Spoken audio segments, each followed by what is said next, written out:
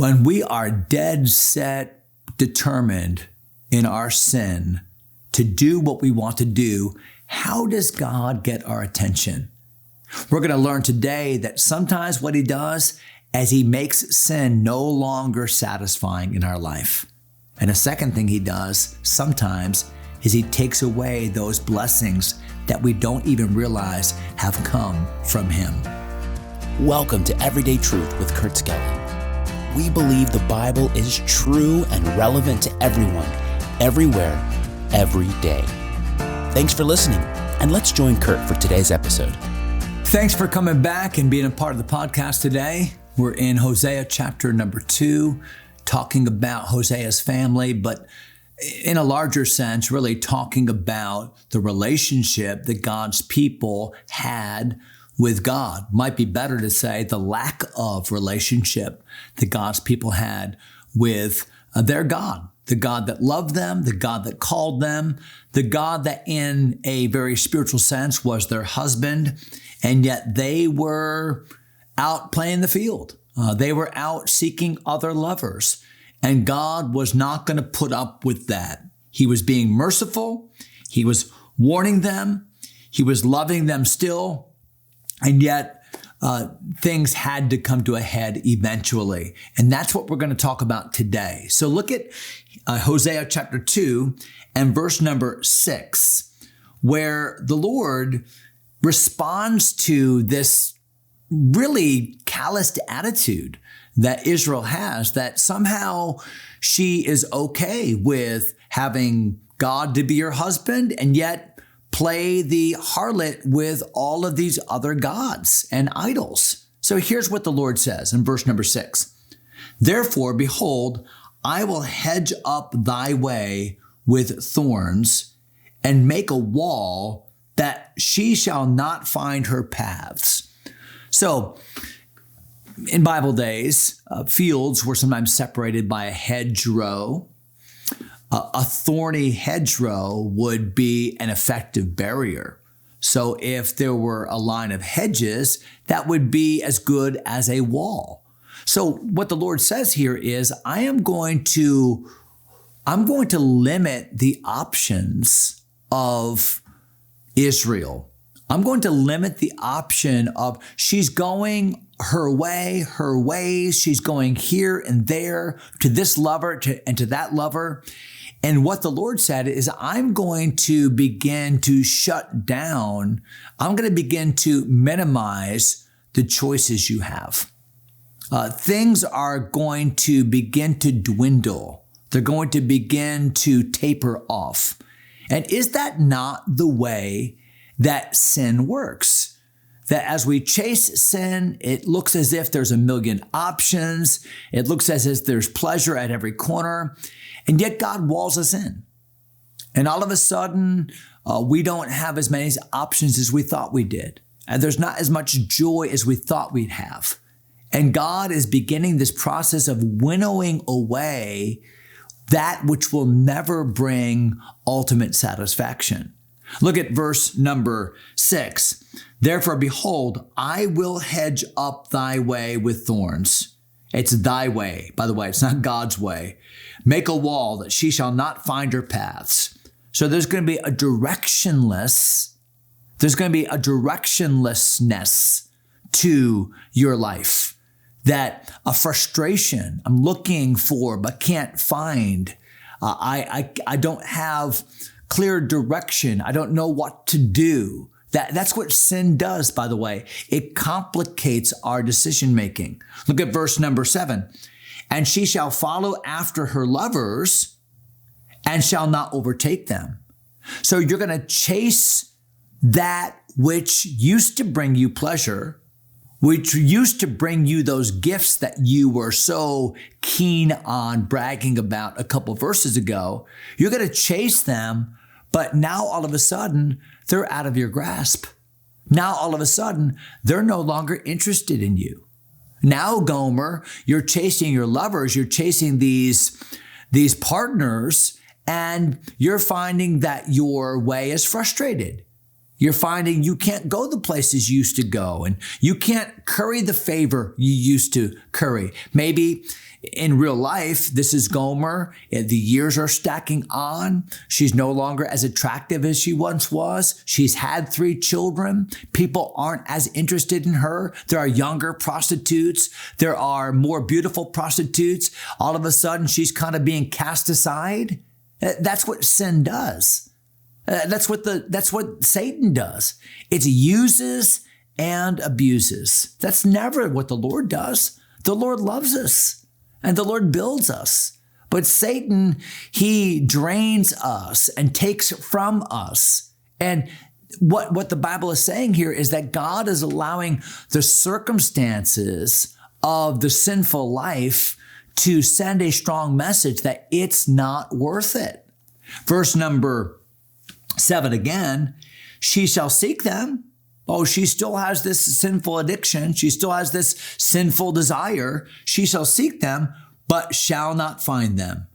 Then shall she say, I will go and return to my first husband, for then was it better with me than now. So God says, I'm going to allow all of the things that were temporarily bringing you joy and satisfaction. I'm going to allow those things to run their course. And like a hedge of thorns, you won't be able to go there anymore. And like a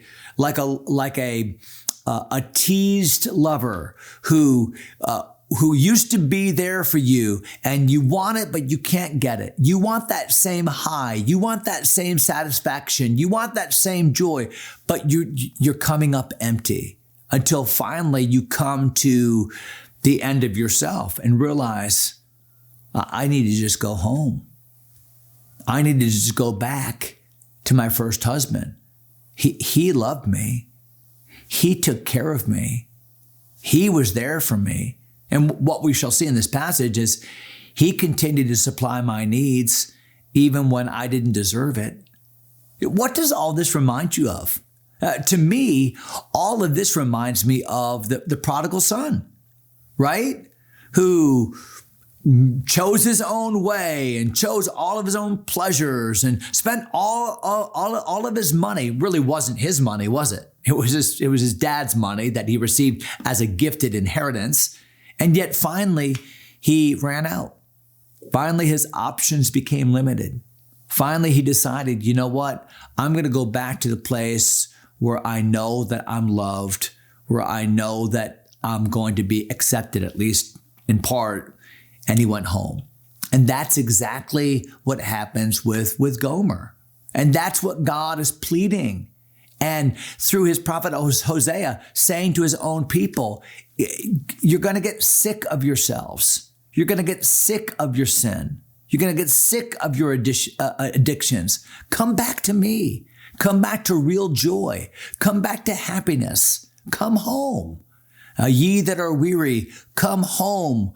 We sing that great song, coming home, right? She's coming home. Look at verse number 8.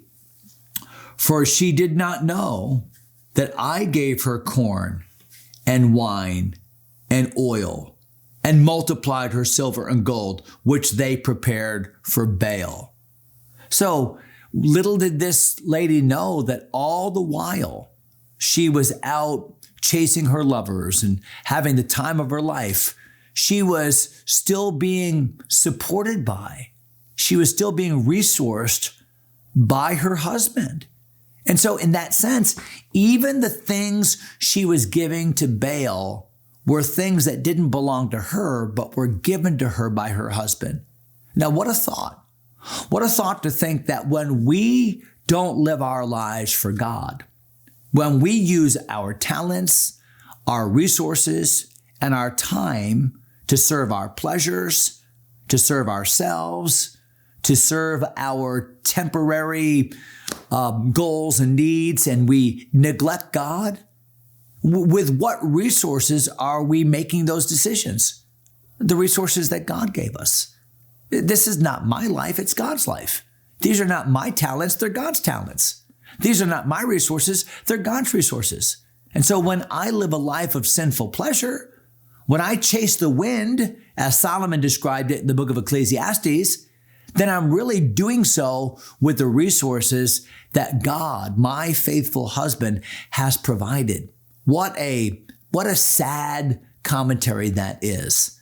Look at verse number 9. Therefore will I return and take away my corn in the time thereof, and my wine in the season thereof, and will recover my wool and my flax given to cover her nakedness. And now will I discover her lewdness in the sight of her lovers, and none shall deliver her out of mine hand. So there is another way by which God says, I am going to exercise tough love. One way was, I'm not going to allow your pursuits to be fruitful. I'm going to build that hedge of thorns. You're going to chase these desires, these lovers, and you're not going to catch them. It's not going to be like it was. And I'm going to take away my blessings, what I've been feeding you, what I've been giving you, how I've been clothing you.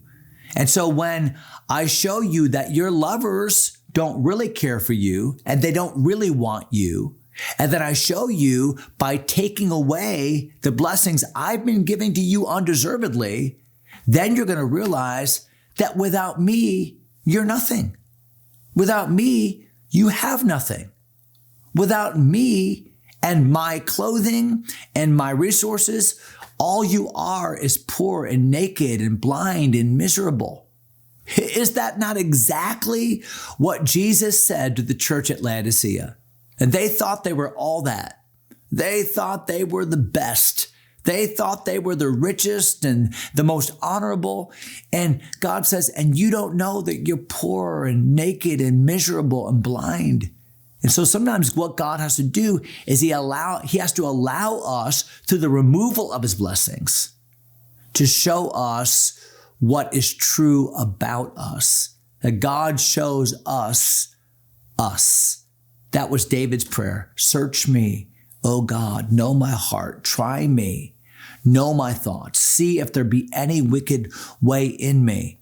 And that would be a good prayer in closing today. And that prayer is, Lord, would you search me? Would you show me me? I don't want to blindly follow the lusts that will never satisfy. No, I want to faithfully join myself to my God who always and ever satisfies. So that's it for today. We'll stop there in verse number 10 is where I stop reading, and we'll just pick it up next time. Hope you'll join us for that. God bless you, my friends.